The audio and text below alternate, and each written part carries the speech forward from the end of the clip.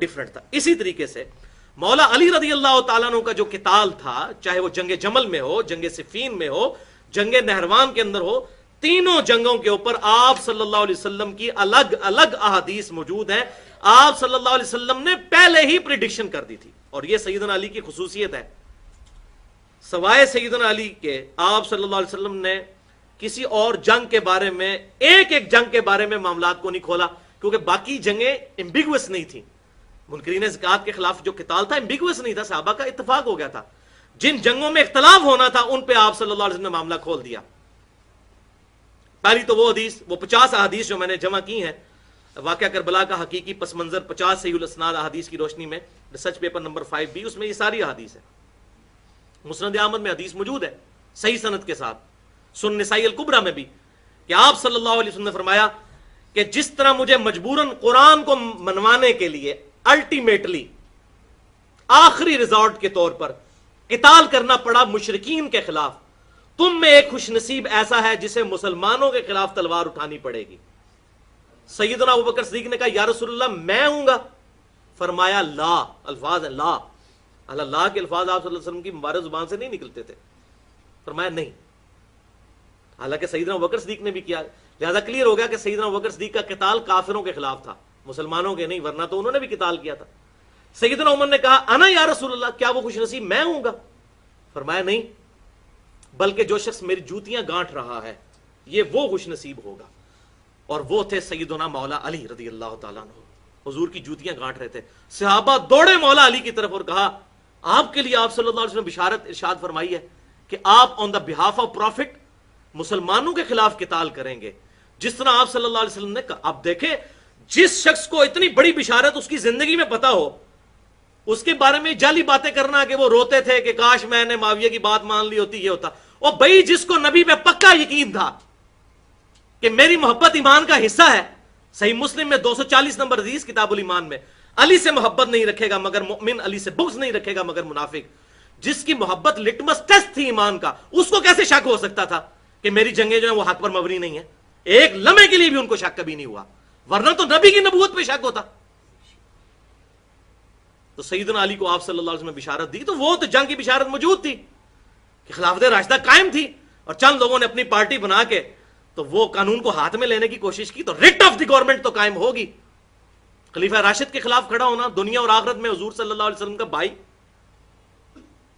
اور آل محمد کا باپ سیدنا علی رضی اللہ تعالیٰ عنہ.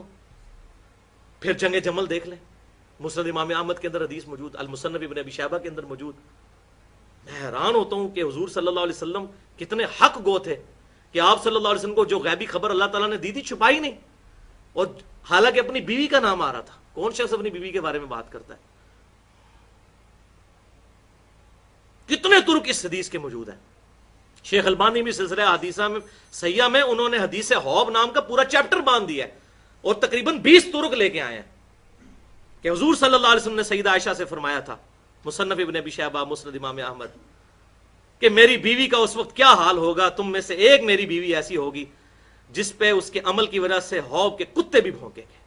اور جب سیدہ عائشہ جمل کے لیے نکلی، حوب نامی جگہ پہ پڑاؤ ڈالا، کتے بھونکے. سیدہ عائشہ کہتی ہیں یہ کون سی جگہ ہے؟ بتایا گیا حوب.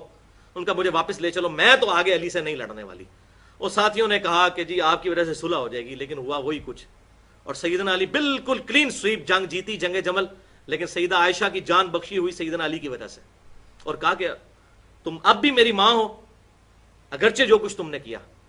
تو عزت کے ساتھ ان کو وہاں سے روانہ کیا. پھر وہ پوری زندگی روتی تھی. صحیح بخاری کھول کے دیکھ لیں، مصنف ابن ابی شیبہ میں بھی موجود ہے ڈیٹیل کے ساتھ کہ مجھے میری سوکنوں کے ساتھ دفن کرنا، میں نہیں چاہتی کہ میرے ابو بکر اور نبی صلی اللہ علیہ وسلم کی ان قبروں کے ساتھ مجھے دفن نہ کرنا کہ ان کی وجہ سے لوگ میری تعریف کریں. جو کچھ میں نے حضور صلی اللہ علیہ وسلم کے بعد کیا، مجھے میری سوکنوں کے ساتھ دفن کرنا. اچھا، جنگ جمل بھی، جنگ صفین، وہ تو جناب حدیث متواترہ بخاری اور مسلم کی کہ عمار کو ایک باغی جماعت قتل کرے گی. عمار ان کو اللہ کی طرف بلا رہا ہوگا، اور وہ باغی جماعت دوزخ کی طرف بلانے والی جماعت ہوگی. چیف آف آرمی سٹاف تھے سیدنا علی کی طرف سے جنگ جمل میں عمار ابن یاسر. 93 ایئرز ایج تھی اس وقت ان کی. ان کو شہید کیا گیا.